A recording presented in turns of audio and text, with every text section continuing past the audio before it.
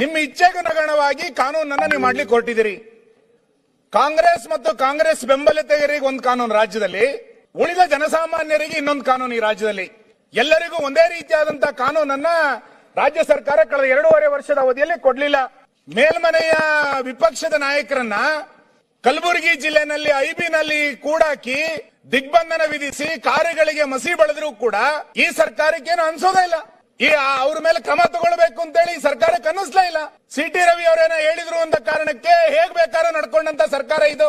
ಕೋಲಾರದಲ್ಲಿ ಯಾವ್ದೋ ಬ್ಯಾನರ್ ಗಲಾಟೆ ನಡೆದಾಗ ಆ ಬ್ಯಾನರ್ ಅನ್ನ ಹಾಕಬೇಕು ಅಂತೇಳಿ ಕಾಂಗ್ರೆಸ್ ಮುಖಂಡ ಆಯುಕ್ತರಿಗೆ ಯಾವ ರೀತಿ ಧಮಕಿ ಹಾಕಿದ್ರು.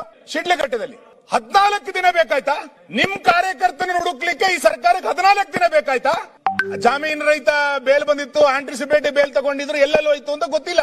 ಒಬ್ಬ ಕಾಂಗ್ರೆಸ್ ಕಾರ್ಯಕರ್ತ ಬೆದರಿಕೆ ಹಾಕಿದ್ದನ್ನ ಹುಡುಕ್ಲಿಕ್ಕೆ 14 ದಿನವನ್ನ ಈ ಸರ್ಕಾರ ತೆಗೆದುಕೊಳ್ಳುತ್ತೆ ಅಂತಂದ್ರೆ ಕಾನೂನು ಸುವ್ಯವಸ್ಥೆ ಚೆನ್ನಾಗಿದೆ ಅಂತೇಳಿ ಅನ್ಸುತ್ತೆ ಈ ಸರ್ಕಾರಕ್ಕೆ. ಸೆಲೆಕ್ಟಿವ್ ಆದಂತ ಕಾನೂನು ನಿಮ್ ಪರಿಸ್ಥಿತಿ ಇವತ್ತು.